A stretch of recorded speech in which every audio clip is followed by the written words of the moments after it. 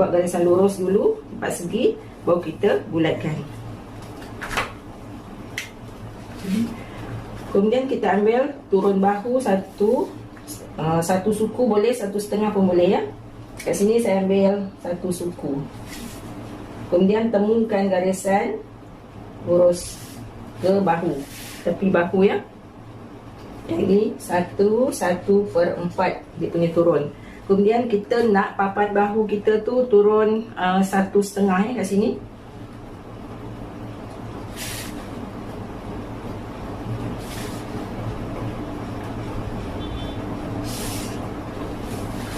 Yang ini bahagian depan. Papan bahu nanti dia akan lipat ke hadapan. Maknanya bahagian ni tak nak nanti kita akan buang.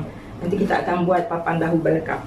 Yang ni kita buat pola depan dulu. Kemudian pada bahagian dada dia 41 bagi 4, 10 suku. Kita ambil 41 dulu. 41, 40, 41 kat sini ya. Okey. Campur 2 inci.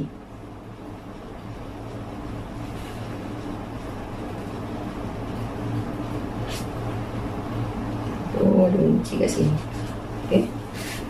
Kat sini 10 suku. Yang ni kita tambah lagi 2 inci untuk kelonggaran Tapi kalau untuk yang nak fit untuk baju Melayu moden, dia tambah 1 inci, 1,5 inci atau 2 inci. Itu pilihan Sebab kadang-kadang orang muda ni, budak-budak remaja dia suka fit sikit. Tu tambah 1,5. Tapi ini jubah kita nak buat loose Kemudian macam mana kita nak buat lubang ketiak Kita bagi 2 kat sini. 10 bagi 2, 5. Kita masukkan 1/2 inci kat sini.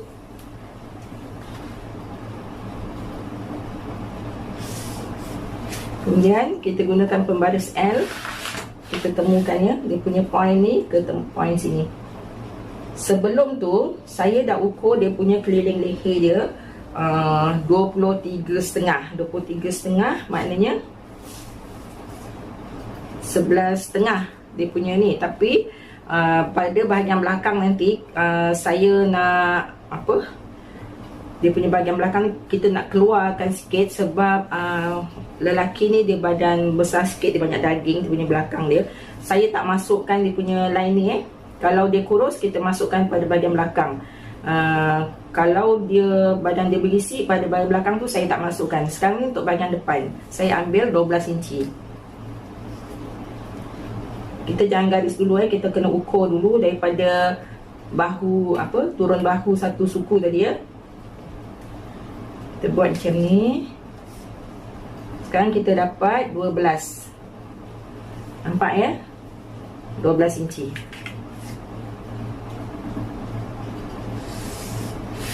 Bila kita dah dapat baru kita draw Sebab apa nanti kalau kita draw dulu nanti banyak sangat line, nanti confuse. Ini 12 inci. Okey. Saya menggunakan pola yang sama sebab badan ni semua sama, cuma beza dia dekat leher dan ketiak saja. Sebab tu kita tak perlu buat poket pola sampai 2. Okey, yang ni bahu dia 19,5 bagi 2. Jadi tadi 9, 3 suku sini.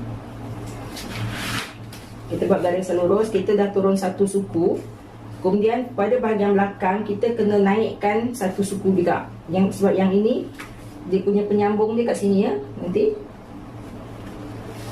kita naikkan 1,5. Sebab depan ni 1,5, yang ni 1/2. Maknanya kita naikkan 1,5 juga. Yang sebelah sini naikkan 1,5 juga.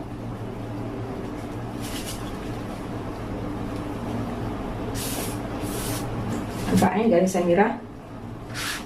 Kemudian dia punya belakang dia kita turunkan 3 suku 3 suku. Kemudian kalau kat sini kita kira 6 suku daripada tepi ni, bulat ni yang saya tanda ni, 6 suku. Dia punya atas ni, poin atas ni, bila kita lipat ke hadapan yang merah ni, dia akan bertemu di sini. Okay. Garisan ni nanti kita buang. Maknanya bahagian hadapan kat sini je kita potong, yang ni tak nak. Jadi yang belakang ni kita hala ke hadapan. Maknanya poin sini akan bertemu kat sini. Kat sini kita kena tambah sikit dalam setengah inci. Setengah inci kat sini. Kemudian kita ukur kat sini 6 suku. Jadi kat sini pun 6 suku kat sini. Kita akan pusing macam ni. Okey. Maknanya yang merah ni pada bahagian belakang Okey, pada bahagian tangan saya ambil kat sini. Line lurus ni. Terus pusing. Saya tak ada masukkan, saya gunakan line yang lurus 9 3 suku tadi. Kita buat garisan lurus ke bawah. Jadi saya ambil aja daripada poin ni, poin yang satu suku ni, terus bertemu dekat sini. Dia punya jumlah dia dah kurang lah daripada 12 tadi sebab dia dah terkeluar. Dia akan dapat, kita ukur, dia akan dapat 11,5. Kalau dia punya ketiak dia, saya ukur 23 setengah. Jadi depan dia 12, depan 12 campur belakang 11 setengah, jadi 23 setengah. Ni keliling ni 23 setengah. Kat sini faham sebab bila kita ukur pada bahagian leher dia, pada bahagian ketiak dia 23 setengah. Bahagian hadapan bila kita dah masuk ke dalam, dia akan dapat 12. Pada bahagian belakang, bila kita tak masuk, dia akan dapat 11,5. Tapi bila kita campurkan kedua-dua, depan dan belakang, dia akan dapat 23,5. Okay. Sebab apa yang pada bahagian belakang ni kita tak masuk? Sebab bila kita tangan dia sauk ke depan, dia tak ada tegang pada bahagian lengan belakang Kat situ aja beza dia.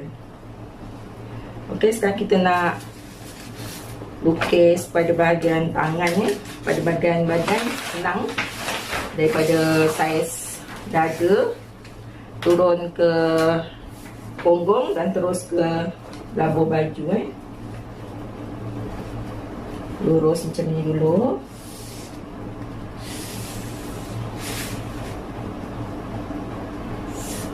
Okey. Yang ini garisan tepat macam ni bila kita gunakan pembaris. Kemudian kita ukur 23 setengah. 23 setengah dekat sini. Kemudian kita gunakan ni juga segi ni. Jadi dia dapat ukuran tepat tak ada serong dapat garisan lurus. Kemudian 14 pergelangan tangan bagi 2 jadi 7. Kat sini kita ambil 7 inci. Pada bahagian ni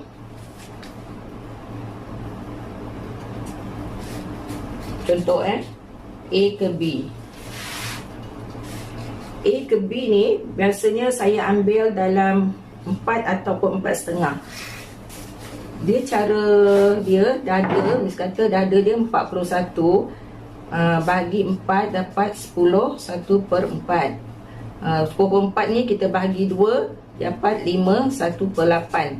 Tapi kenapa saya ambil 4,5?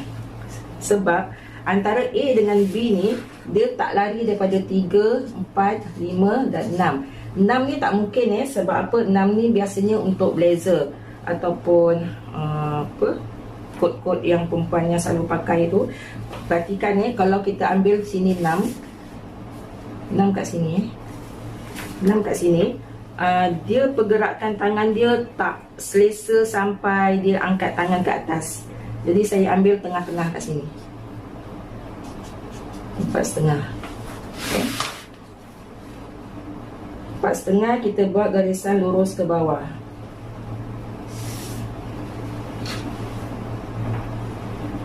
Garisan lurus ke bawah. Kemudian kita ambil yang ini 10 suku ni, kita ambil, kita tanda kat sini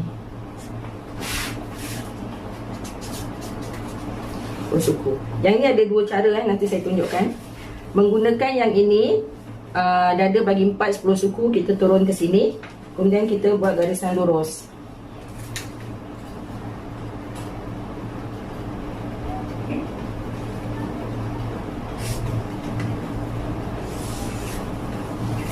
Garisan lurus kat sini dapat 11.5. Okey. Kita punya ketiak hadapan tadi 12 kan. 12 dia ada dua cara macam ni, gunakan A B, buat garisan lurus, ambil pembahagian dada bagi 4, dapat 10.5 10 suku. 41 kat sini 10 suku 10 suku. Okey, kat sini 10 suku kat sini. Kemudian kita buat garisan lurus. Kemudian kita akan bahagi 2.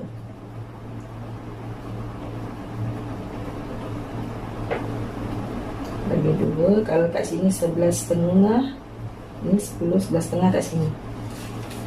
Kita akan keluarkan setengah inci. Kat sini setengah inci. Kita akan turunkan daripada yang tengah ni 1 inci. Kemudian kita buat belok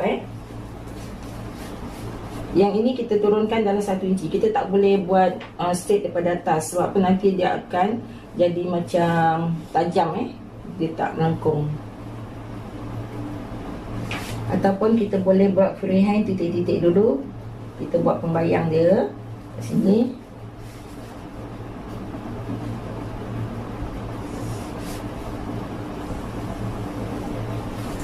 Kemudian kat sini.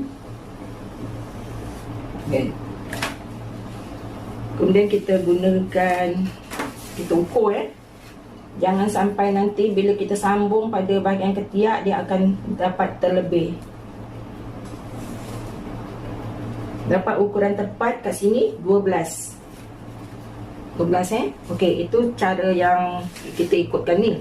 Cara yang kedua, kita samalah kat sini 4.5. Kita buat aja garisan lurus kat sini tanpa buat kiraan ni abaikan kiraan ni. Kita buat di garisan lurus sampai bawah. Kemudian kita, kalau 12, kita ambil 11.5 saja.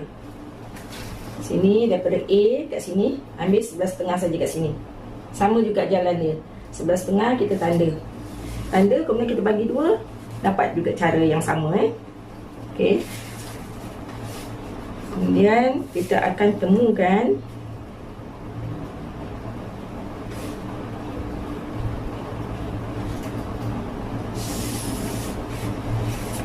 kat ujung ni, kita serongkan sikit dalam 1/4 1/4 ataupun 1/2. Okey, yang bahagian hadapan kita dah siap. Yang ini 23.5. Yang ini dia punya bahagian hadapan. Dia punya bahagian belakang kita kena keluarkan lah. Kalau tak nanti dia tak sama dengan saiz. Ni bahagian yang merah ni bahagian belakang sebab kita nak samakan saiz pada bahagian badan. Maknanya kalau dia keluar dia akan jadi 11.5. Yang hadapan 12. Bila kita campur dia akan jadi 23.5. Okey, pada bahagian tangan boleh jelas kita ambil labuh tangan 23.5. Kemudian kita buat garisan tegak, pergelangan tangan 14 bagi 2 dapat 7. Kemudian macam mana kita nak dapat 4.5? Lebih 4.5 ni lebih selesa. Kalau biasanya kita boleh ambil 3, 4, 5, 6. Tapi kita kena selesa antara ni 4 dan 5. Saya ambil tengah-tengah 4.5. Kemudian kita buat garisan lurus. Sama ada kita nak ambil pembahagian ni, dada bagi 4 jadi 10. 41 bagi 4 dapat 10 suku. Kita turun kat sini sampai 10 suku kat sini. Kita tanda. Kemudian kita buat garisan serong. Kita bahagi 2. Kita keluarkan setengah inci yang bawah, masukkan setengah inci, kemudian kita buat bulat. Kemudian pada bahagian belakang kita keluarkan 11,5 inci. Bila setengah inci, dia akan jadi 11,5. Bila dia pakai nanti, dia punya, bila tangan dia sawuk ke hadapan, dia selesa. Okey, setakat ini newbies yang tak ada basic jahitan, tak pernah masuk kelas jahit. Kelas ni sangat-sangat sesuai. Desain jubah, kalau you belajar jahit satu jubah, terus dah siap satu pasang. Tapi kalau you start dengan baju kurung, you kena belajar jahit baju kurung, dan you kena belajar jahit bahagian kain untuk dipasangkan dengan baju kurung, baru siap satu pasang baju. Jadi kalau dekat situ, proses tu akan drag masa you sikit lah, which is di mana you kena belajar teknik tambahan untuk siapkan bahagian kain, pinggang kain. Dan bahagian pinggang kain tu adalah bahagian yang agak kritikal untuk kebanyakan student-student baru. Jadi sebab tu ada sangat suggest, sangat-sangat cadangkan untuk yang baru nak belajar jahit, you start dengan desain jubah. Okey, desain jubah ni pula sangat berbaloi sebab bila you belajar desain jubah, jubah ialah daripada atas sampai bawah. Tapi bila you pendekkan sikit, contoh you ambil jubah A-line, bila you pendekkan sikit paras lutut, dia akan jadi desain kurung moden. Lepas tu kalau you pendekkan lagi sikit, dia akan jadi blouse A-line.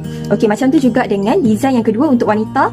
Dalam package ni kita ada jubah princess cut. Okey, kalau jubah princess cut daripada atas sampai bawah, tapi kalau you pendekkan sikit paras lutut, dia akan jadi kurung princess cut. Kalau you pendekkan lagi paras peha, dia akan jadi blouse princess cut. Macam tu juga dengan baju Melayu. Dalam ni ada dua jenis jubah, iaitu jubah moden dengan jubah berpesak. Kalau jubah moden daripada atas sampai bawah, kalau potong pendek sikit ikut desain baju tu, you boleh ubah kepada kurta, raihan dan kepada baju Melayu moden. Kalau jubah berpesak pula, kalau you pendekkan, dia akan dapat baju Melayu berpesak. Walaupun you hanya nampak 4 desain sahaja kat sebelah ni, tapi boleh diolah kepada desain-desain yang berbeza. Jadi sangat berbaloi kelas ni untuk kepada sesiapa yang baru-baru nak belajar menjahit. Start dengan belajar jubah, sebab bahagian atas tu memang sama saja untuk kebanyakan desain. Setiap 4 desain ni kita berikan video lengkap dari A to Z, dari cara ambil ukuran, merajah pola, potong kain sehingga menjahit lengkap step by step. Dan apabila student masuk kelas kita akan